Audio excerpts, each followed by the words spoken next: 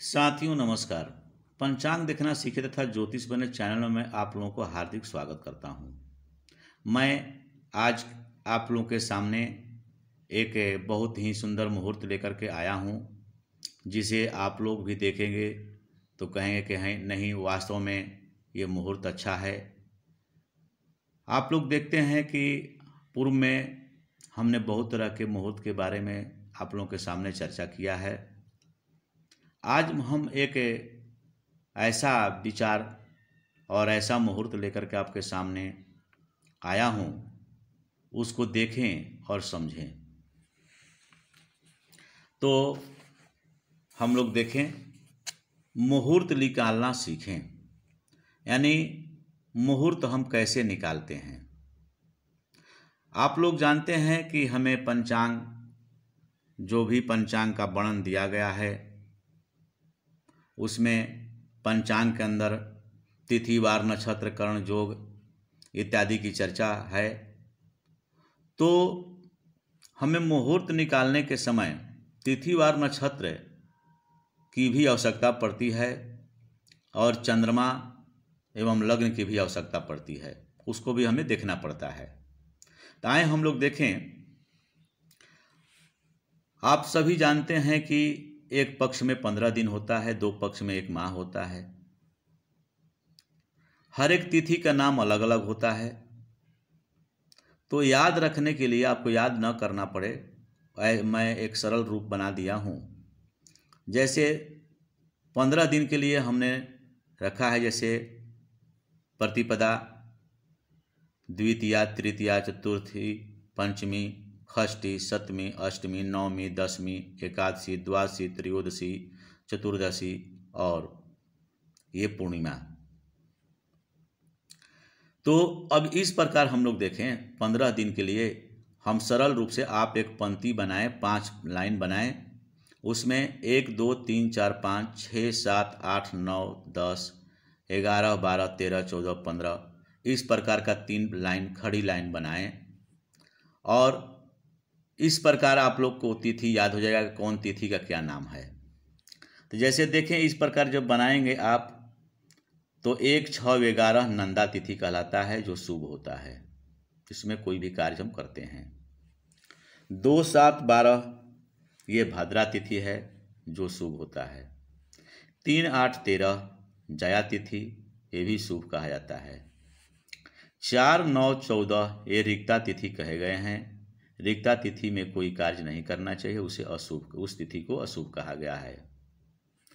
5 10 15 ये पूर्णा तिथि है, इसमें कोई कार्य कर सकते हैं।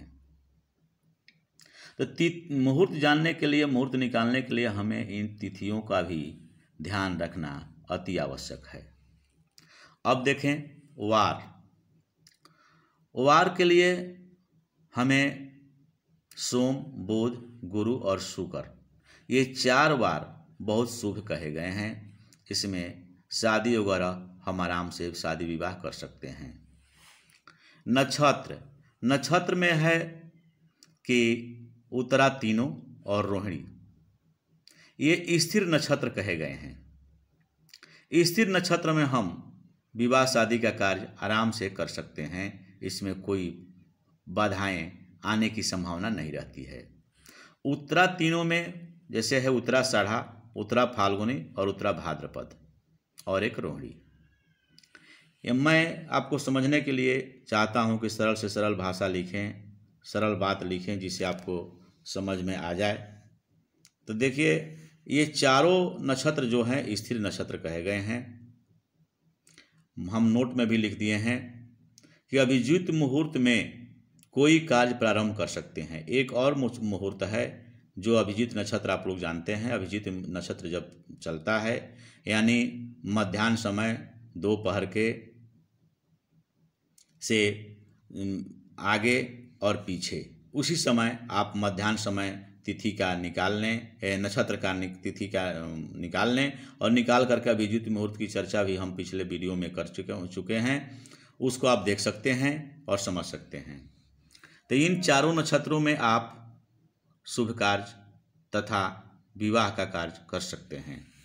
आगे देखें, इसमें विवाह आदि कार्य में चंद्रमा का बहुत महत्व रखा गया है। चंद्रमा के लिए आप जानते हैं 3, 6, 7, 10, 11 ये विवाह कार्य के लिए बहुत शुभ माने गए हैं कि इन स्थानों में चंद्रमा का वास होना बहुत आवश्यक है। इसको देखने के लिए विधि है जो हम लोग आगे चर्चा करेंगे।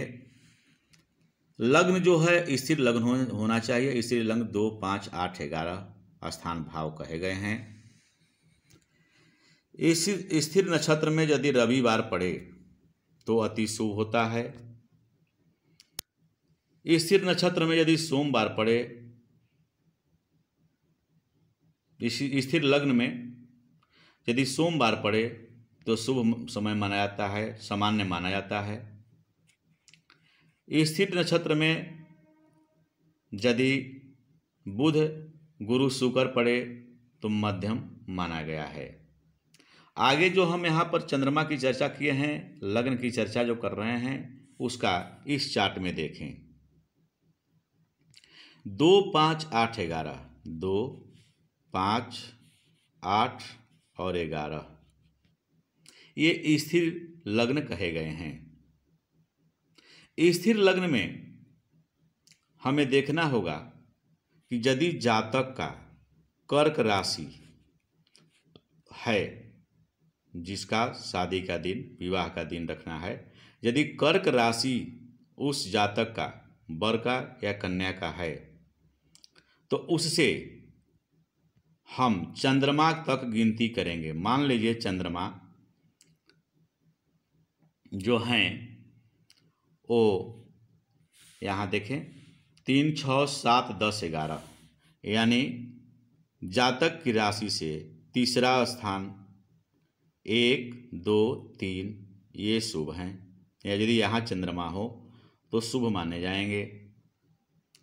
उसके बाद 3, 4, 5, 6, 7 सातवें स्थान में 3, 6 में 1, 2, 3, 4, 5, 6 यहाँ रहेंगे तो शुभ होगा।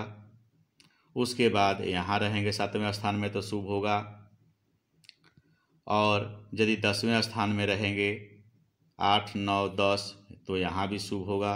और 11वां इस स्थान में, यानी जातक के जन्म राशि से हम चंद्रमा को देखेंगे कि चंद्रमा उस दिन किस राशि में है, वहाँ तक देखेंगे। और चंद्रमा जैसे 3, 6 में 3 में हो, 6 में 3 में हो, 6 में हो, 7वें स्थान में हो, 10वें स्थान में, 11वें स्थान में गिनती कर लेंगे। यदि पढ़ रहे हैं चंद्रमा तो हम उस दिन शुभ कार्य, शादी का कार्य संपन्न कर सकते हैं।